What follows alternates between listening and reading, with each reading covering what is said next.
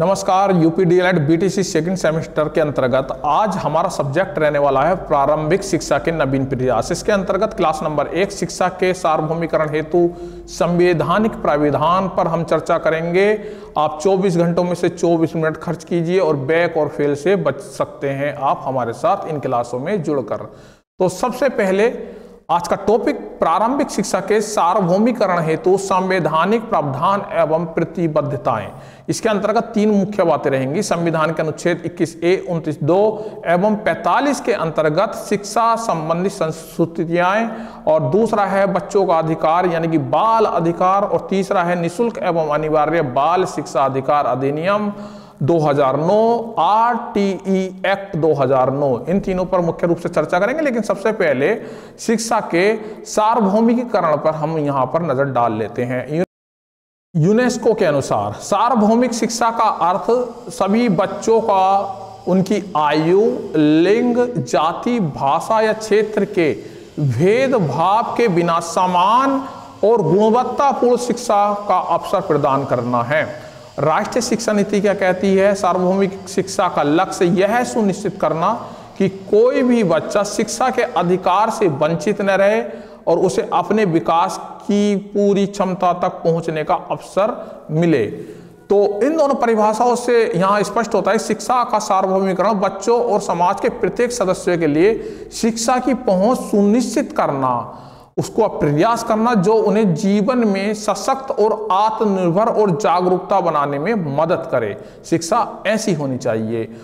तो शिक्षा के सार्वभौमिकरण के मुख्य बिंदु क्या हुए? पहला बिंदु प्रत्येक बच्चे को निःशुल्क और अनिवार्य शिक्षा प्रदान कराना। दूसरा बिंदु सभी वर्गों तक शिक्षा को समान पहुंच सुनिश्चित करना, यानी सभी वर्गों की जो है शिक्षा तक समान जो है पहुंच सुनिश्चित हो और शिक्षा को एक मौलिक अधिकार के रूप में लागू करना। ये शिक्षा के सार्वभौमिकरण के बिंदु हैं। शिक्षा का सार्वभौमिकरण का तात्पर्य यहाँ स्पष्ट होता है कि समाज के प्रत्येक वर्ग और क्षेत्र और समुदाय के बच्चों को बिना किसी भेदभाव के निःशुल्क, अनिवार्य और गुणवत्तापूर्ण शिक्षा प्रदान कराने का अवसर प्रदान किया जाए। यह प्रक्रिया शिक्षा को सभी के लिए सुलभ, समान और समावेशी बनाने पर बल देती है। यानी कि सार्वभौमिकरण का सीधा सीधा मतलब है कि सभी को समान रूप से गुणवत्तापूर्ण शिक्षा मिले। तो ये यहाँ सार्वभौमिकरण को जो है स्पष्ट किया। तो इस सार्वभौमिकरण को यानी कि सभी को समान शिक्षा कैसे मिले, सभी को गुणवत्तापूर्ण, समान और सरल रूप से शिक्षा कैसे पहुंचे, तो उसके लिए संविधान के अनुच्छेद 21A, 29(2), 45 के अंतर्गत शिक्षा से संबंधित कुछ संस्तुतियां हैं। पहला है अनुच्छेद 21A। अनुच्छेद 21A कहता है शिक्षा का अधिकार है यह अनुच्छेद 86वें संविधान संशोधन अधिनियम 2002 के माध्यम से जोड़ा गया। और इसका जो दूसरा पॉइंट है, इसके अनुसार 6 से 14 वर्ष के सभी बच्चों को निःशुल्क एवं अनिवार्य शिक्षा का अधिकार मिलता है और राज्य को यह सुनिश्चित करना चाहिए इस आयु वर्ग के सभी बच्चों को गुणवत्तापूर्ण प्राथमिक शिक्षा प्रदान की जाए। यानी कि यहाँ पर 3 बातें निकल कर आती हैं। अनुच्छेद 21A के अंतर्गत शिक्षा का अधिकार के रूप में ये हमें मिला है। ये 86वें संविधान संशोधन के अंतर्गत 2002 में जोड़ा था और 6 से 14 वर्ष के सभी बच्चों को निःशुल्क एवं अनिवार्य रूप से शिक्षा मिलने का अधिकार की वकालत ये करता है। और इस अनुच्छेद या इस अधिकार के अंतर्गत जो है इस वर्ग के सभी व्यक्तियों को यानी सभी बच्चों को गुणवत्तापूर्ण प्राथमिक शिक्षा जो है मिलनी चाहिए या प्राप्त होनी चाहिए।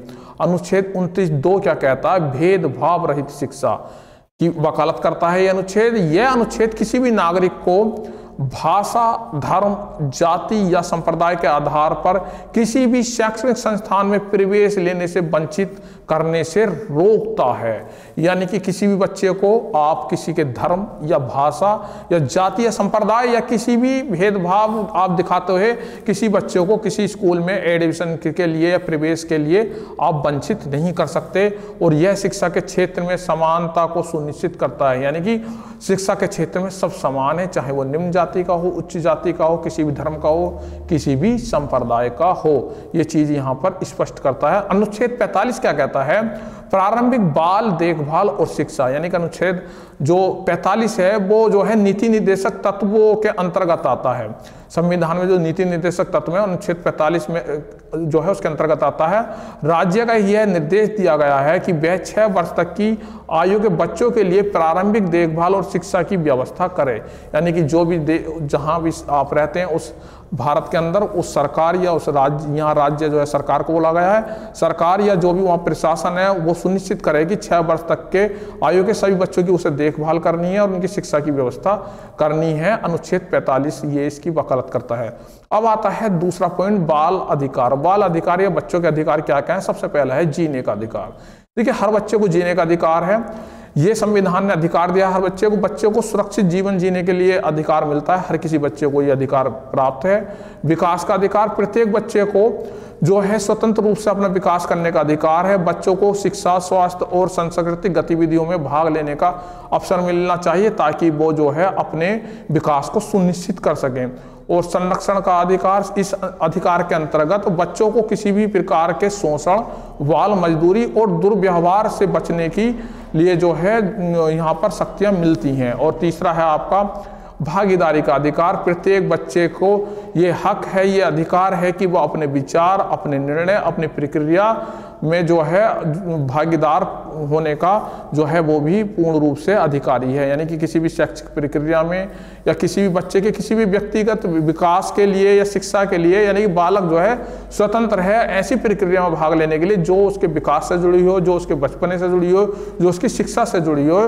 तो बच्चे को ये अधिकार है कि वो उन सारी गतिविधियों में भाग ले सके, कोई भी बच्चा हो वो, बिना किसी भेदभाव के। अब इन सबको देखता कौन है? राष्ट्रीय बाल अधिकार संरक्षण आयोग। ये कब गठित हुआ था? 2005 में इसकी स्थापना हुई थी। और इसकी ये जो काम करता है बच्चों की निगरानी कर, बच्चों के अधिकारों की निगरानी करता है। यानी कि जो बच्चों को ये अधिकार दिए गए हैं, जीने का अधिकार, विकास का अधिकार, संरक्षण का अधिकार, भागीदारी का अधिकार, तो इन सब की निगरानी करता है। इनके अलावा इनके उल्लंघनों के मामले में हस्तक्षेप करता है। यदि कहीं इन चीजों का उल्लंघन हो रहा है तो इसमें क्या करेगा? ये अधिकार हस्तक्षेप करेगा, जो आपका NCPCR है। और अब देखते हैं तीसरा पॉइंट, निःशुल्क एवं अनिवार्य बाल शिक्षा अधिकार अधिनियम 2009 ने कि RTE एक्ट 2009 क्या कहता है? सबसे पहला पॉइंट शिक्षा का अधिकार, इसके अंतर्गत आता है शिक्षा का अधिकार। ये हमें शिक्षा का अधिकार देता है 6 से 14 वर्ष के बच्चों के लिए, 6 से 14 वर्ष के बच्चों के लिए अनिवार्य और निःशुल्क शिक्षा की वकालत करता है। अधिकार देता है बच्चों को कि जो 6 से 14 वर्ष के बच्चे हैं उनको सबको निःशुल्क शिक्षा मिले, उन सभी बच्चों को जो है अनिवार्य रूप से शिक्षा मिले और गुणवत्तापूर्ण शिक्षा मिले बिना किसी भेदभाव के। दूसरा पॉइंट है 25% आरक्षण, यानी कि जो गैर सरकारी स्कूल हैं उन सभी पे ये नियम लागू होता है कि वो 25% ऐसे बच्चों को प्रवेश दें जो आर्थिक रूप से कमजोर हैं या पिछड़े वर्ग के हैं या जिन जो है शिक्षा से वंचित हैं। यानी कि 25% आरक्षण देना ही होगा गैर सरकारी स्कूलों को, यानी कि प्राइवेट स्कूलों को। गुणवत्तापूर्ण शिक्षा, RTE एक्ट 2009 गुणवत्तापूर्ण शिक्षा पर जोर डालता है कि प्रत्येक विद्यालय, चाहे वो सरकारी हो चाहे वो गैर सरकारी हो, उसमें गुणवत्तापूर्ण शिक्षा होनी चाहिए। सब स्कूलों में न्यूनतम मानकों का पालन होना चाहिए। न्यूनतम मानक मतलब जो जितने टीचर हैं जितने बच्चे हैं उस अनुपात में टीचर, बिल्डिंग, जो वहाँ की फैसिलिटी हैं, पंखे, टॉयलेट, बाथरूम, पानी आदि की व्यवस्था होनी चाहिए। यानी कि उचित शिक्षा व्यवस्था होनी चाहिए, शिक्षित टीचर होने चाहिए। शिक्षकों की जवाबदेही, यदि बच्चे का विकास, बच्चे की शिक्षा अवरुद्ध हो रही है या बच्चा को सीखने में कोई प्रॉब्लम हो रही है, बच्चों किसी प्रकार की भी समस्या है, तो उसकी जवाबदेही शिक्षक की होगी। ये RTE एक्ट 2009 जो है आपको बताता है। RTE एक्ट 2009 में साफ साफ लिखा है सजा का जो निषेध करता है, सजा के प्रावधान जो है वो समाप्त करता है। यानी कि किसी भी बच्चे को स्कूल के अंदर शिक्षा देते समय या बालक पर कभी भी आप शारीरिक या मानसिक रूप से कोई प्रताड़ना आप बच्चों को नहीं दे सकते। शारीरिक दंड और मानसिक प्रताड़ना को पूर्ण रूप से प्रतिबंधित करता है RTE एक्ट 2009। तो प्रारंभिक शिक्षा के सार्वभौमिकरण हेतु संविधान ने ठोस प्रावधान और प्रतिबद्धताएं बताई हैं। शिक्षा का अधिकार अधिनियम RTE 2009 के माध्यम से बच्चों के अधिकारों को कानूनी रूप से संरक्षित किया गया है। यह न केवल सामाजिक समानता को बढ़ावा देता है बल्कि एक सशक्त और शिक्षित समाज के निर्माण की दिशा में महत्वपूर्ण भूमिका निभाता है। यानी कि शिक्षा का सार्वभौमिकीकरण करना है तो भारत में यह अवधारणा जरूरी है जो हर बच्चे को समान अवसर, गुणवत्तापूर्ण शिक्षा और ज्ञान प्राप्त कराने का अधिकार सुनिश्चित करती है। यह प्रयास संविधान के अनुच्छेद बच्चों के अधिकार और निःशुल्क व अनिवार्य शिक्षा अधिनियम RTE 2009 के माध्यम से सरकार द्वारा जो है साकार की गई है। यानी कि आपका चाहे वो बाल अधिकार हो, आपका चाहे वो संवैधानिक जो आपके अधिकार हैं जैसे आपके अनुच्छेद 21A, 29(2) या आपका 45 जो है, और इसके अलावा जो RTE 2009 है, ये सभी चीज़ें क्या हैं, बच्चे को गुणवत्तापूर्ण शिक्षा और जो उसे निःशुल्क शिक्षा और बच्चों को समान अधिकार देती है शिक्षा देने के लिए। 6 से 14 वर्ष के बच्चों को विशेष रूप से निःशुल्क और अनिवार्य शिक्षा देने की ये वकालत करती हैं। और इस चीज़ को साकार करने के लिए ये जो तीनों चीज़ें हैं बहुत महत्वपूर्ण हैं। आज की क्लास में इतना ही, फिर मिलेंगे। धन्यवाद, नमस्कार।